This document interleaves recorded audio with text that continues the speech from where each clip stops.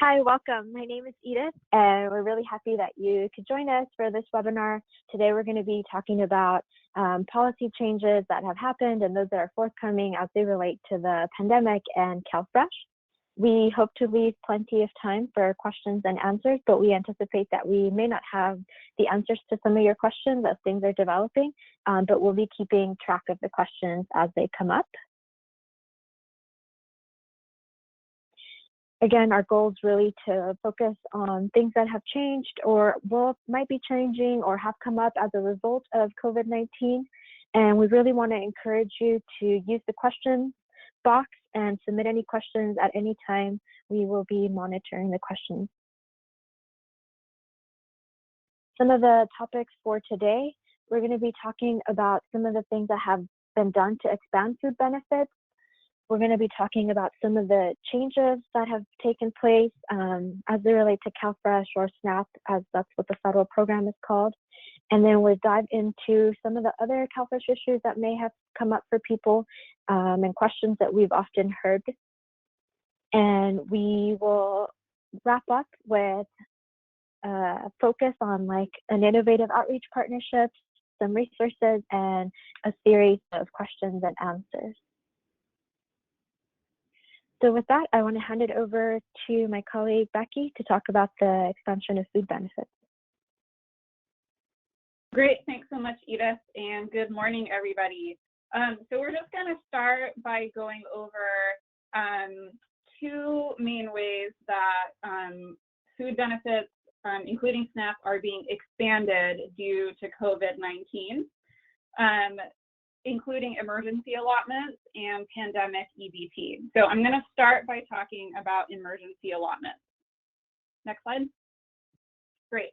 So this is something that was authorized in the Families First Coronavirus Response Act, or HR 6201, which was signed into law, I believe, on March 18th. And basically, it allows states to provide an emergency allotment for households who are already on SNAP. So this is really about recognizing that people on SNAP are already struggling to put food on the table, given the current circumstances of so many people losing hours at work or losing their employment entirely. Its aim is to recognize that and to boost people's SNAP benefits without people having to do an extra application process or anything like that. So the status of it is that the USDA has approved California's request, and CDSS issued guidance on April 2nd. So this is totally set in stone. It's been, it's about to be implemented, and we are ready to go. So next slide.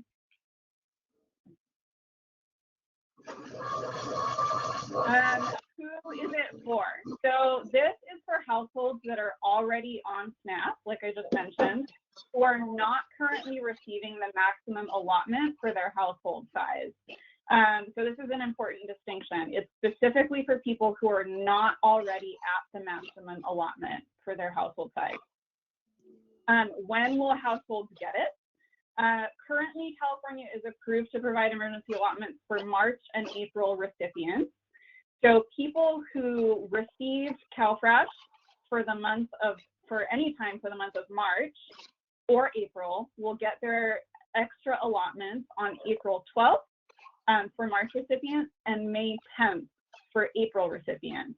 So I also just want to underscore here that if you, say, submitted a CalFresh application in mid-March, but it wasn't approved until the beginning of April, you will still get the emergency allotment to cover the month of March.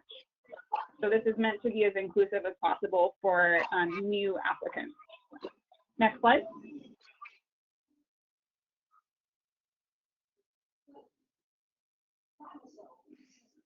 So how much will people get?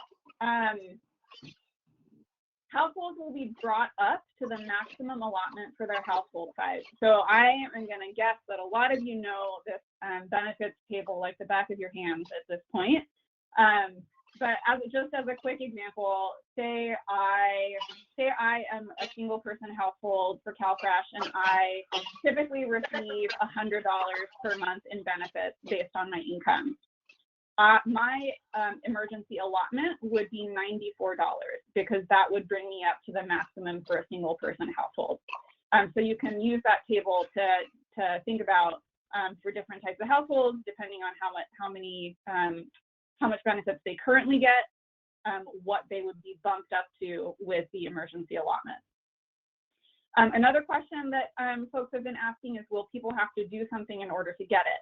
And I just want to be clear here that no, it will be absolutely automatic. There's no paperwork or forms or anything that households have to verify in order to get this benefit. It'll be loaded automatically onto their EBT cards. Next slide.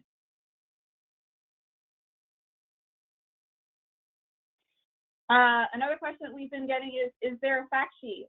We're very pleased to be able to say, yes, there are several. You can see the links here. They're also on our webpage, which we'll link to at the end of this presentation. But there's a 2-page fact sheet, which is more for advocates and providers. The language in it is a little bit more technical with a little bit more context about why this was authorized and where it comes from. And then there's also a 1-page fact sheet for clients, which is in plainer language and hopefully answers the questions that clients might be asking. And we have that currently in English and Spanish. If you or anybody at your organization is able to help us translate this document into additional languages, we would greatly appreciate that support as well. So if you have somebody on staff that could translate to other common languages in your community, let us know, and we would love to work with you to get these translated into more languages. Next slide. Okay, so now we are talking about Pandemic-EBT or PEBT. So what is this benefit? So this, again, was authorized in the Families First Coronavirus Response Act, and it's an electronic benefit for kids and families whose schools were impacted by COVID-19. So unlike emergency allotments, which I just talked about, PEBT is to help support children and families whose schools were closed because of the current situation, and maybe struggling even more to put food on their table because families' food budgets are stretched even thinner. What is the status of it? So I put this section in red because I just want to be crystal clear that people understand that CDSS hasn't submitted a plan yet to USDA to do this. And after CDSS submits the plan to USDA, it'll still have to be approved by the USDA. So everything that I'm about to share in regards to Pandemic-EBT is not set in stone yet, and it hasn't been approved yet for the state to do this. So just keep that in mind as I talk on the next few slides. So it goes without saying that there isn't an ACL yet because all the details have not been worked out. Next slide. So who is this for? So this is for children who normally receive free or reduced price lunch and are enrolled in a school that was closed for 5 or more days due to COVID-19. And I think at this point, that's probably most, if not all, schools in California that have experienced school closures because of COVID-19. It doesn't matter if the family submitted a free or reduced price lunch application or not. What matters is that they are eligible to receive free and reduced price lunch. So that's an important distinction. You know, at some schools where they don't have meals, free meals for all the children, families have to submit applications to get free or reduced price lunches. Whereas at some other schools where the entire school gets free or reduced price or free lunch because it's a very low income school, families may not have actually physically submitted an application form. So I just want to be clear that it doesn't matter if you submitted a form or not for free and reduced price lunch. if you are eligible at that school to receive them, you would be eligible for Pandemic-EBT as well. Another important distinction is that it doesn't matter if they are already on CalFresh or not.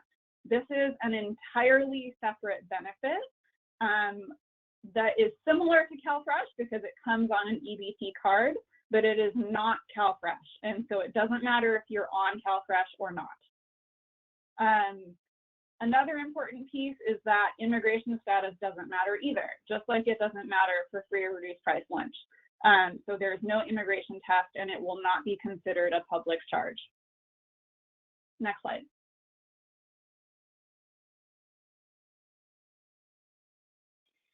When will people get it? This is an unsatisfying answer, I know, but we don't know yet because the details haven't been worked out. Again, another probably unsatisfying answer about how much people will get, we don't know. What we do know is that they will get it on an EBT card that looks different from the CalFresh EBT card. So again, like I mentioned, this is entirely separate from CalFresh. So families are going to get it on a different looking card than what EBT cards look like in California. So that's just something to keep in mind as well. Next slide.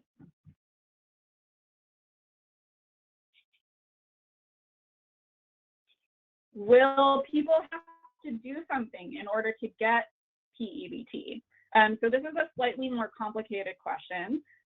Our understanding as of right now is that if the child is already on CalFresh or Medi-Cal, they will receive the card automatically without having to submit additional information. So that's because counties in the state already have sufficient information about that household via CalFresh or Medi-Cal to be able to issue that benefit without having to ask for more information.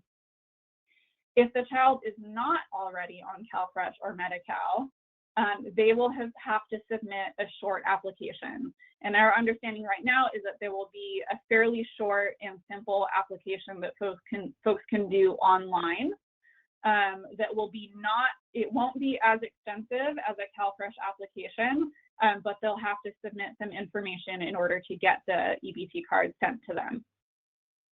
Next slide.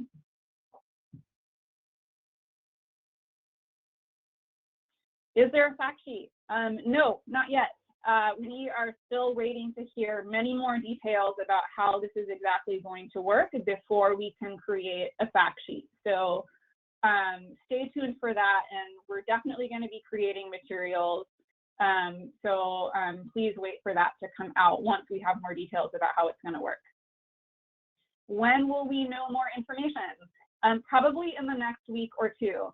So definitely sign up for the webinar that we have organized for next Thursday on the 16th. We may have more information by then, but we expect in the next couple of weeks we'll be able to answer many more of the questions that we're not able to answer today. Next slide. Okay, another question that we've been getting a lot is around disaster CalFresh and whether that is something that we will expect to get. So just at the top here, wanted to be really clear that we do not have disaster CalFresh, nor is there a concrete plan to get it anytime soon. So usually when a state or county asks for a disaster CalFresh, 3 criteria have to be met. So there has to be a presidential declaration of individual assistance, which we do not have as of today. Channels of food distribution usually have to be disrupted and then restored in order for disaster CalFresh to become active. And then the state of California then has to be approved to operate it by the federal government. So again, to be clear, we do not have disaster CalFresh.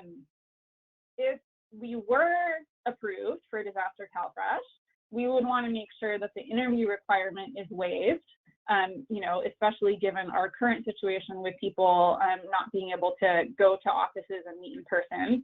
And Senator Harris's Pandemic Assistance Disaster Act would do that. So I'll leave it there for disaster CalFresh, and again, just reiterate that we do not have it, nor do we have an imminent plan to get it. Next slide. All right, so that covers the section where we wanted to talk about how food benefits are being expanded, and now we're going to transition into talking about how CalFresh application and recertification rules are being relaxed and changed given the current circumstances. Next slide.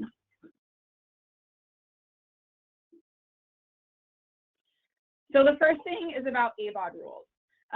So ABAWD rules has been suspended nationwide.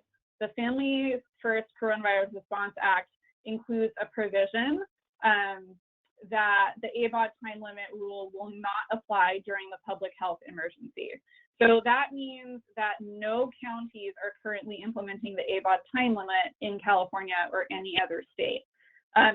And counties have been asked by CDSS to remove any kind of ABAWD-related information from their websites, just so as not to confuse folks. So definitely stay in touch with your counties if you're noticing that people are getting notices or that they're seeing information about this on the county's website.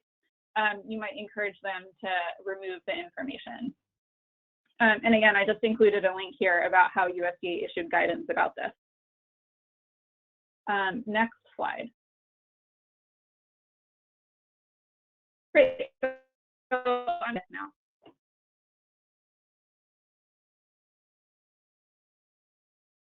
Great, thank you, Becky. So continuing then with some of the changes that have been taken place, includes, as you may have heard, the waiving of the recertifications and the SAR 7. On March 17th, the governor issued an executive order that essentially waived recertifications and SAR 7 reporting for March, April, and May. And so this means that people will continue to get benefits and won't be terminated for not submitting a SAR 7 or recertification during this month, and they're not actually being processed or being done. So if a household had a SAR 7 that is due in either March, April, or May, then again, it's not being collected or processed, but the household would then just have to continue with their normal reporting at their next recertification time. So the recertification time stays the same. They're just not doing a SAR 7 in March, April, or May if that's when it was due. And so, for example, if a client had a SAR 7 that was due in March, the report month would have been February, so it's possible that your client would have received the paperwork, but then when the executive order came in, then they became exempt from having to submit a SAR 7, and so they would not be cut off for not having submitted the SAR 7, but they would still have to do their recertification 6 months from then, which would be in September, just like normal. Similarly, if a household had a recertification that was due in March, April, or May, then they will be assigned a new recertification date that is 6 months from the original date.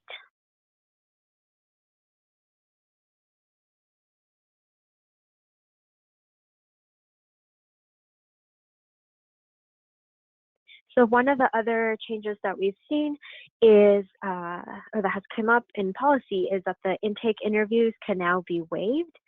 And this can be waived the intake interview can be waived for people who have applied as of March 27, so it is retroactive to that date. And for interviews to be able to be waived, there's a couple of things that need to happen, which is identity has to have been verified and all mandatory verifications have to have been received. For households that are eligible for expedited services, the rules haven't changed in terms of that they can still postpone mandatory verifications until later, but they do in fact have to turn them in order to continue getting CalFresh. And so what this means is that if a household qualifies for expedited services and they've verified their identity, but still have some mandatory verifications missing, technically the phone interview can be waived until later and benefits can be issued, but the household still has to submit any mandatory verifications as well, any other verifications that are needed in general. And lastly, the other aspect of this change is that county offices are not conducting face-to-face interviews. So even if a client is requesting a face-to-face interview, these aren't being granted. Everyone is having a phone interview due to the pandemic. And so there was guidance that was issued on April 2nd. Again, it's linked here. And this is effective from March 27th through April 1st, May 31st of this year. And so since we're saying that phone interviews can be waived as long as applicants have verified their identity, you may be wondering how this can be done. And a key point to note is that there's a lot of ways in which to verify identity. Obviously, I think the type that we're all used to thinking is about documents and IDs, but it's worth knowing that even if a client doesn't have a document that verifies their identity, that their identity can be verified through a collateral contact. So it means through another person. The other aspect of this change is that you may be wondering what are the mandatory verifications that are needed to be included in order to waive the phone interview. And so some of these things include identity, as we've talked about, residency, so the address, the fact that they are in that county, immigration status, income, and that would include any child support payments being paid out. So remember that when someone is paying out child support, it's actually taken off from their income if they are paying it and it's court ordered. And so verifying these things is really important. And really wanted to highlight that verification of job loss is not mandatory. So this means that, as we know, a lot of people may find themselves without work or having lost their job currently due to the pandemic. And so clients shouldn't have to verify job loss as a mandatory verification. Another change that has taken place is telephonic signatures. CDSS issued guidance on this on April 2nd as well, along with talking about the waived phone interviews. And basically what it is that the eligibility worker can document that clients are verbally attesting to the information that they are providing without having to record the client's signatures. And so this translates into clients being able to apply over the phone and not needing to sign any documents or so forth at initial application.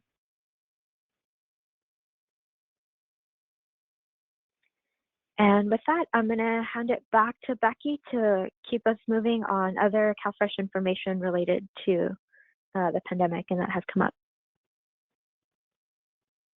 Great, thanks, Edith. Next slide, please.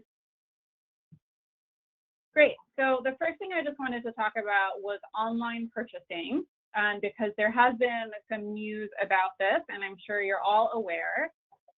So I just wanted to first provide a little bit of context, which is that there are currently 6 states that are piloting online purchasing for EBT card users. So although this is not something that we have in California currently or have had in the past, this is something that other states have been experimenting with over the last year or two to see sort of what works. So it's not an entirely new concept to SNAP in general, although it is new to us here in California. So California submitted an EBT online purchasing plan to USDA, and the plan was approved.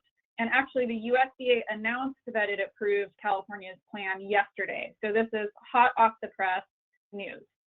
CDSS is working on how to implement this, and we'll be announcing a launch date really soon. But I think what we can expect is that the launch won't be until early May. So we still have some time before it goes into effect.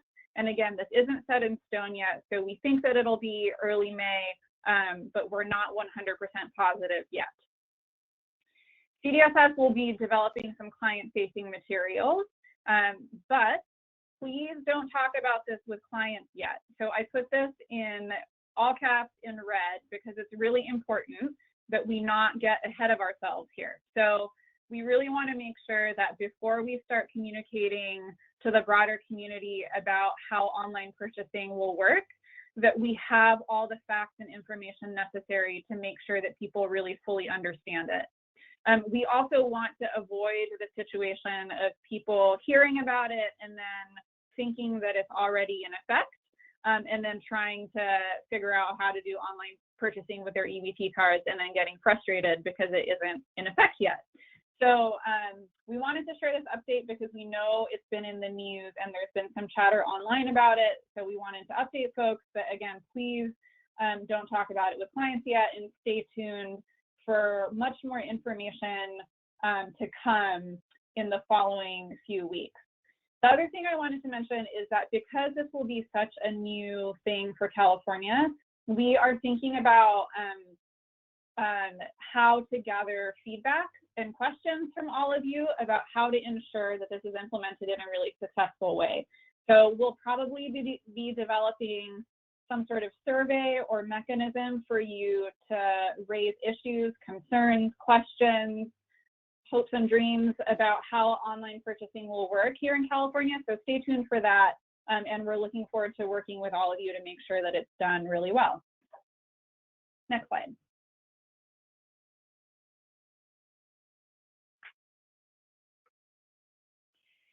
The other thing that I wanted to highlight here was the restaurant meals program. So again, a little bit of context here for those of you who aren't familiar. There are currently 10 counties in California that give people who are over the age of 60, disabled, or homeless the ability to buy prepared meals with CalFresh. So not all counties do it in California. In fact, most of them don't, but some of them do. And the intention here is to allow people to use their EBT cards in a way that allows them to buy hot prepared meals either at restaurants, at participating restaurants, or at places like grocery stores where there might be a hot bar of prepared food, things like that. So California submitted a waiver request to the USDA to expand the restaurant meals program, and we are waiting for a response. So I put this section in red because I want folks to know that this has not been approved yet. So we submitted a plan to the federal government and we're waiting for them to say yes or no on our plan. If the plan is approved, it would allow for to-go, takeout, drive-through, et cetera, food to be purchased with an EBT card in all counties. So again, you probably have way more questions about how this would actually work. But again, I want to reiterate that the plan hasn't been approved yet. We don't have all the details. So please stay tuned for more information about this one too in the weeks to come. Next slide.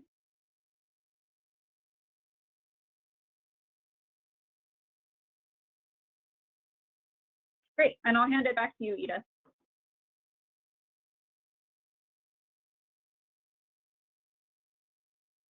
Thank you, Becky. So something else that we've heard commonly being asked is if the COVID tax relief rebate or federal stimulus tax will be counted as income for CalFresh recipients, and the answer is no.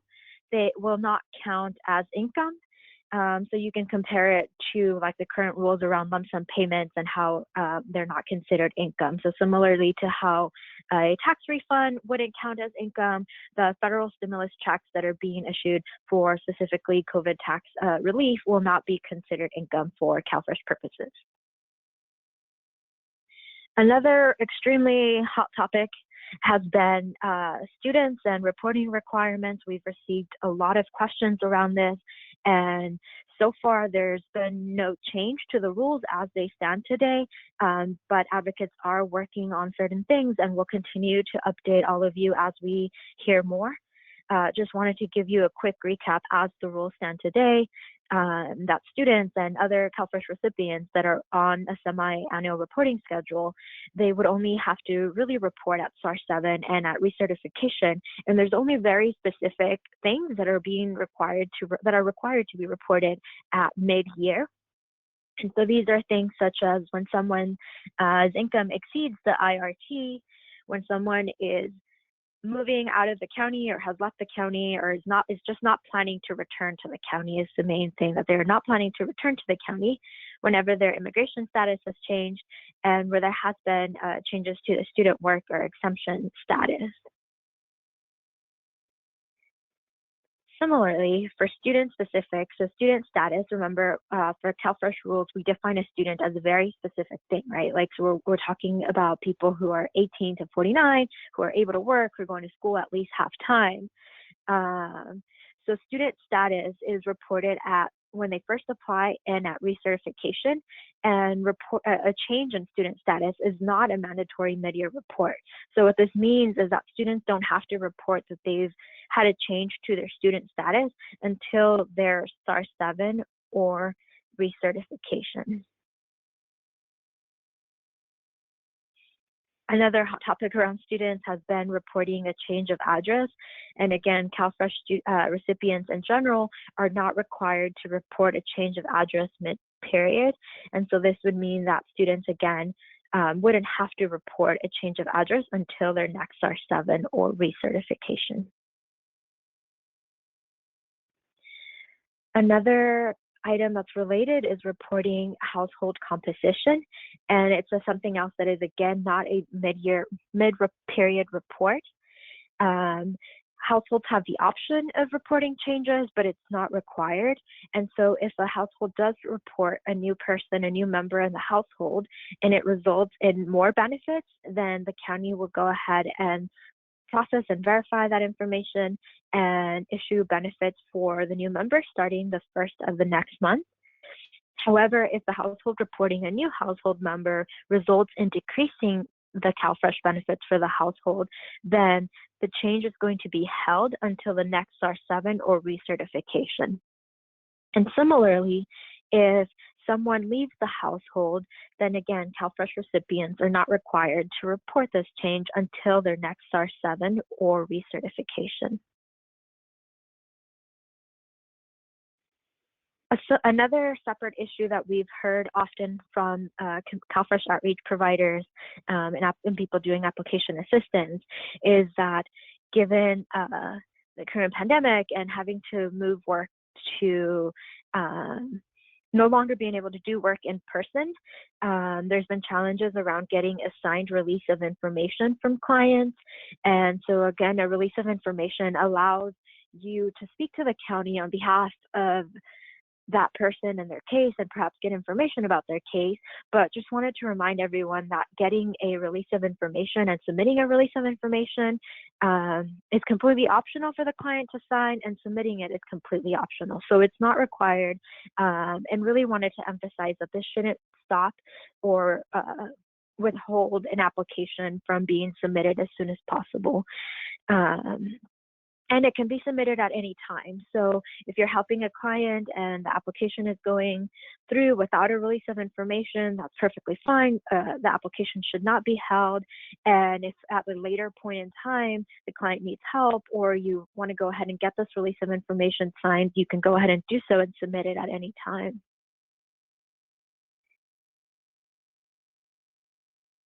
And with that, I'm going to hand it over to Stephanie to talk to us about some outreach partnerships that have come up. Hi there, everybody. So I just wanted to mention that we were contacted by Code for America, and we're working with 2-in-1 San Diego, both of whom have seen big increases in the number of people coming to them who need support. So we've reached out to a few of our partners and found people who are able to redirect some of their outreach activities, since folks aren't in the community anymore. They were able to redirect some of their outreach time to provide live chat support for people applying through getcalfresh.org. And then we're also currently working with the Hunger Coalition in San Diego to see if we can find some people down in San Diego who can help take calls that 2-in-1 is getting to help them with application assistance.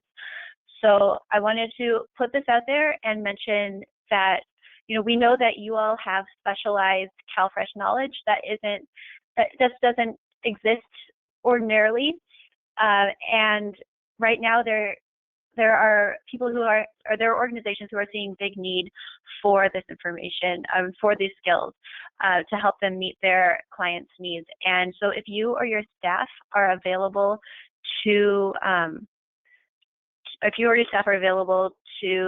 redirect some of your efforts to help another organization with their, meet their clients' needs through their application or chat support or just general information, if you could let Edith and me know, that would be great. And then conversely, if you are an organization who needs more help, let us know and we'll see if we can connect you all. And then I also just wanted to mention that we really do appreciate the work that you're doing, and we just appreciate the work that you're doing. We know that the times are tough and that there's a lot of adjusting happening, and I just wanted to thank you. And then finally, I do want to encourage you all to please submit questions through the question box, and I'll turn it back over to Becky. Thanks, Stephanie. Next slide. Great. So just to highlight two things. We at CAFB have created a dedicated landing page on our CAFB website for all things related to CalFresh and COVID-19.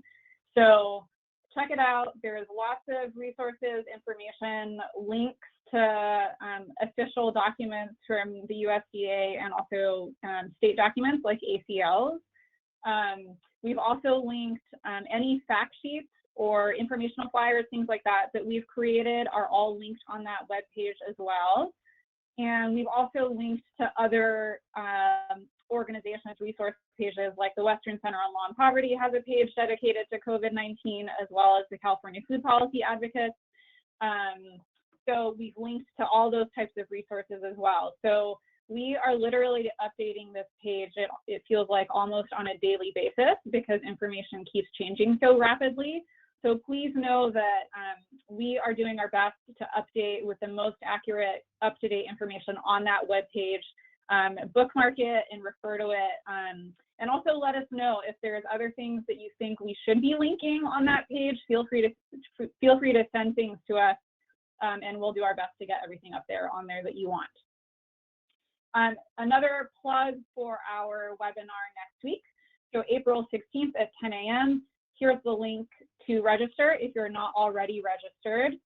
Again, things are changing so rapidly that I will not be surprised if there's a whole set of more updates and information that we weren't able to cover today that we'll be covering next week. So please sign up and join us.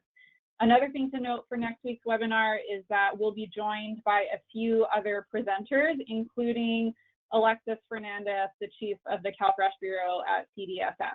So any questions that come in today that we're not able to answer, we'll definitely make sure to elevate and make sure that we answer on next week's webinar instead. So thanks for all the questions that are coming into the chat box, and please keep them coming. Next slide. Great. All right. So great. Yeah, take it away, Steph. Nope, go ahead. Nope, go ahead, Becky. Okay, great. So here's our contact information, just in case you don't have it. Thank you for a bunch of questions that have been coming in. Steph, I'm not sure if you've been tracking them. Are there any that you want to highlight off the bat? So there are a lot of questions, and they're great. I want to give people a little bit, or keep sending your questions in, and we'll just start from the top, if that sounds okay to everybody. So the first question, of course, is will the PowerPoint and the slides be posted when we're done? And I believe we are posting them, correct? We'll be posting them on the website that you highlighted, Becky, is that right? Yes, absolutely. We'll definitely make them available. Great. And then, so there was also a request to get fact sheets in Cambodian and Khmer language. So if anybody has capacity to do that translation, please reach out to us. We would be grateful for your help. Edith, I've got a question for you, just on messaging. how would you suggest that outreach staff explain to clients that they don't need to pay back the emergency allotment?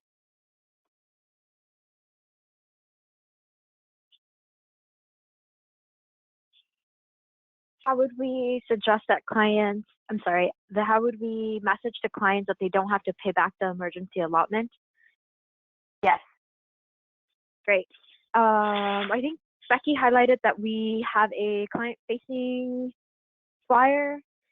We are also developing some social media posts that we hope will help with that. In terms of messaging, I would explain that due to the pandemic, we know that times are difficult for everyone, and that the Congress passed this law that brought everyone to the maximum. So the benefits are kind of like one time for March and April, being issued in April and May. And it's just to help you purchase food and stay healthy during these times. I don't know if you or anybody else has anything to add. No, that sounds great. Thank you. And then, Becky, I've got some questions for you. When you were talking about Pandemic-EBT, there are a couple, I know that it's not available yet, but there are some questions about whether there are any hints about how the application will, where the application will be housed and how people will apply. Yeah, that's a really good question. So again, to make sure people understand that the only reason you would need to submit an application is if you're not already on CalFresh or Medi-Cal. So if you are on CalFresh or Medi-Cal, the state has enough information about you to be able to issue the Pandemic-EBT card to you automatically. So given that, for folks who are not on CalFresh or Medi-Cal already, our understanding is that there will be a short online application that is currently being developed by Code for America. So we haven't seen it yet. We're not sure exactly what questions will be asked in it. I'm also not sure if there will be a paper version of the application or not. But so far what we know is that it'll be a simple online application that folks will be able to fill out. Edith, we've got a couple about the waived interviews. So one person is asking if the phone interview is waived if people have already submitted an application, for people who've already submitted applications. Yeah, so the guidance said that it was retroactive to people who submitted an application on, I'm looking up the exact same date, I believe it was March 27th. Yes, March 27th. So people who applied as of March 27th and have verified their identity and submitted mandatory verifications can have their phone intake interviews waived and be issued benefits. And for, well, expedited households, as we said, mandatory verifications can be postponed until later once they've verified their identity. Thank you. And then there's somebody who is wanting to confirm that the waived interview process is separate from disaster, CalFresh, and expedited service. Yes. Correct? So, yes. Correct. Yes. The waived interview, it's for people who have applied and normally would either have a face-to-face interview or an in-person interview as part of the application process. But given the current pandemic, their counties are not issuing face-to-face interviews at all. And phone interviews can be waived if the client has verified their identity and submitted mandatory verifications for regular CalFresh processing, or if they've only verified their identity for expedited CalFresh processing. Great, thank you. And then for cases who were discontinued in March due perhaps because they didn't submit their SAR 7 or their RRR or for other reasons, what's happening there?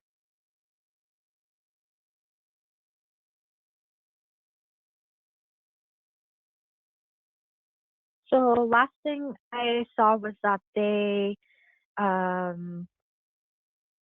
should not be getting discontinued, and if they have, that they would be reissued benefits, and benefits would be continued to be issued. I would say that if you're seeing something different or hearing from clients otherwise, then definitely please reach out to us and let us know, and we'll elevate to the state.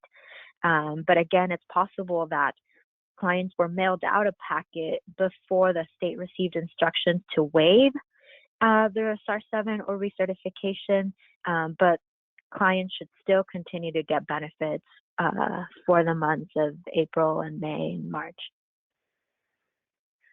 And then keeping with this topic, is there a way for clients to request? I'm sorry, you cut off a little bit. Is there a way for clients to?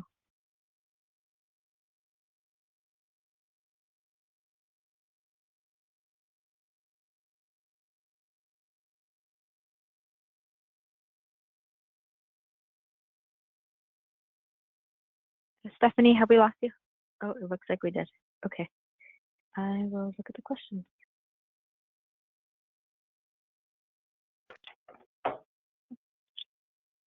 Sorry about that. My phone dropped the call for a moment. Okay, so Becky, we're going to you now. Can you talk about, I know that plans are still in the making for the online EBT. There's a question about whether the retailers will expand, because currently only Amazon and Walmart are listed as purchasing partners. Yeah, that's a really good question. So for folks who don't know, in the 6 states that are piloting online purchasing for EBT users, the 2 stores that are approved to do that are Amazon and Walmart. And you know, as you can imagine, those are big national chains. So in that sense, it makes sense. We are really hoping that in California, we would be able to expand the stores that are able to do it. For example, you know, one in California that might make a lot of sense might be Safeway, because that store is in a lot of communities, or maybe there's others as well. So the short answer is that we don't know yet, but we certainly hope in California, and we would be advocating for other stores to be part of it as well. And like I mentioned, we're going to be doing a survey or some way for folks to ask questions and give their input on how this is rolled out in California. So that's definitely something to flag, and we would love to hear from you if you have specific ideas about chains of grocery stores in California that you think would be a really good fit. So good question, and we're not sure yet, and please flag that issue as we do the survey.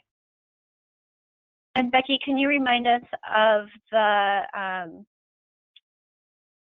timeline for EBT Online to roll out? Yep. So again, with the caveat that this is not an actual official plan that is set in stone yet, we expect that it'll be available in early May. So, you know, we're in early April now, so probably in about a month. And certainly sooner than that, we would have more information that we would be able to share. But we're kind of anticipating that it wouldn't be available until early May.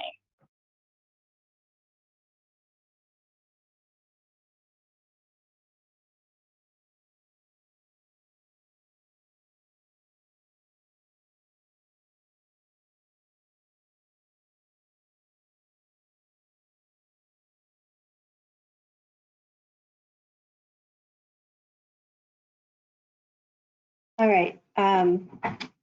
Hope you guys can still hear me, because I just got disconnected again. But there are questions related to that, when on timelines. Is there an estimate on when Pandemic-EBT will be implemented? Yeah, that's also a really good question. We don't know for sure yet. Like I said earlier, California does not have a plan yet that's been approved by the USDA, so we aren't exactly sure. There's lots of details to be worked out. I actually just saw the news this morning that USDA approved the first state to implement Pandemic-EBT. It was Michigan this morning. So just to give you a sense that there's only one state in the entire country that has managed to have a plan and get it approved with a plan to implement it. So there's still a lot that needs to be worked out, and we're not exactly sure when it'll be implemented. So I'm sorry that's not a very satisfying answer, but that's all I can give for now. All right, thank you. There are a lot of questions coming in.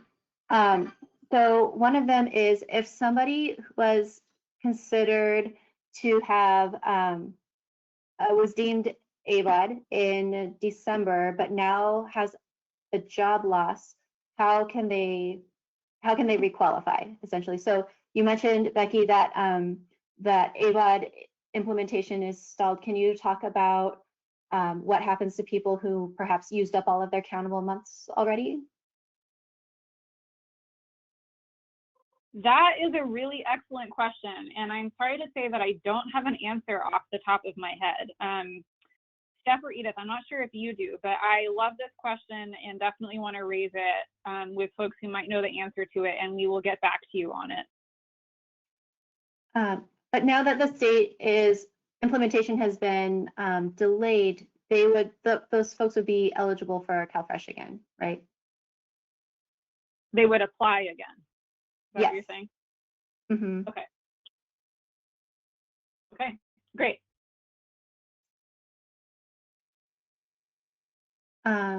Let's see.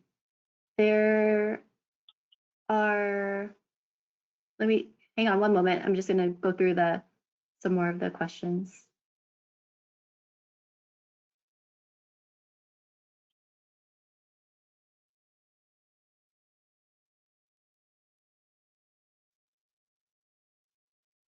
Becky, do you know about how much people will get with Pandemic-EBT?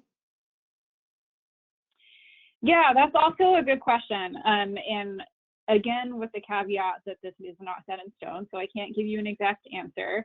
But recently I was on a phone call where I was listening to advocates from New York State explain how their state is planning on doing it. And in their state, they're looking at it in terms of daily benefit amount for the children. So in their state, they were looking at $7 per day per child that they're out of school. So it worked out to be hundreds of dollars. So it was a pretty significant benefit that they were expecting. And I think that they were estimating based on the calculation that kids would be out of school for something like 74 or 75 days or something like that. So just to give you a sense of the scale, again, we don't know in California. We have not seen estimates of numbers on that yet.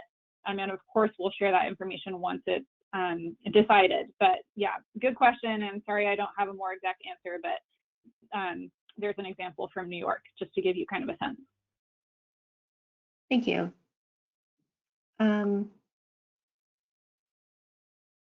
there's a question about who can a friend or a neighbor do grocery shopping for seniors who have CalFresh?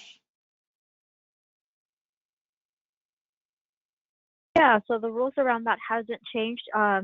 In terms of households can still do an authorized representative is what it would be called. And authorized representatives can do different things, such as applying for the household, doing the interview for the household, or purchasing food for the household. We always, and you can specify specifically what you're authorizing someone for. I believe you can request an authorized rep by phone or in, there's like a form, but I think you can also request one without using the form, just verbally by counting the county. But yeah, we always suggest that it be someone who the household really trusts and who really knows the household well, because any action taken by the authorized rep is as if the household was taken. So for example, if the authorized rep goes and purchases with the person's EBT card and then that money is spent, we are all assuming that the household spent that money. So the household could then afterwards say, I didn't spend it, or like, I didn't receive it, or anything like that. Like, it would be as if the household had done it. I don't know if you have anything else to add to that, Stephanie. Nope, that was great. So there's a question about verifications of job loss not being a mandatory verification that could keep people from receiving benefits. And the question is whether counties might require that at a later time.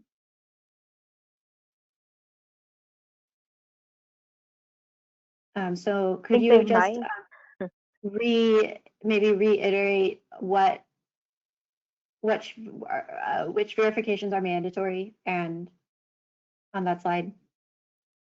Yeah, so they might. We know that some counties have been more stringent about requiring something that shows that someone has lost their job than other counties, but it's definitely not a mandatory verification. Mandatory verification does include identity, residency within the county, immigration status of non-U.S. citizen members, income, and child support payments. And so I guess under income, someone would have to verify the income that they have currently and that they expect to receive in the next 30 days. But again, that doesn't include having to prove that you've lost your job. And similarly, if you had income up until a week ago, then you would submit the income that you've received so far for this month, April, in which you're applying, and would also then state that you don't expect it to continue. And the county shouldn't count any income. Sorry. Thank you. I was going to say that the county shouldn't consider any income that is not going to continue in determining benefits. Thank you. There are a lot of questions around people who are undocumented immigrants and public charge, and whether the rules have changed for these populations.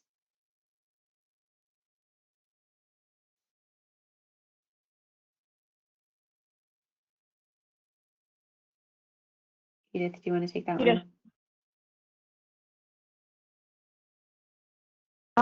The rules haven't changed, but that said, I think, Becky, you touched on it briefly about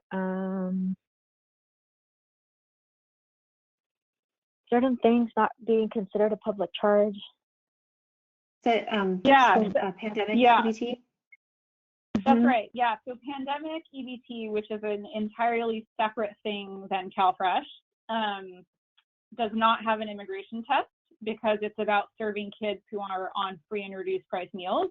And as we all know, there is no immigration test for receiving free and reduced price meals. So in that same way, PEBT does not have an immigration test and will not count towards a public charge.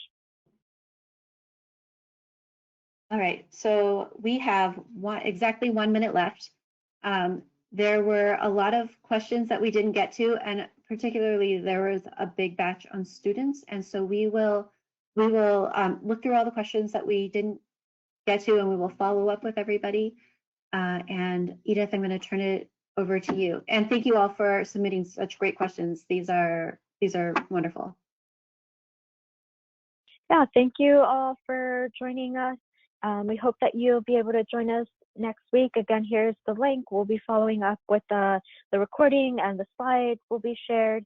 And again, we'll follow up with the questions that we didn't get through today. So thank you so much for joining us, and we'll talk to you again soon.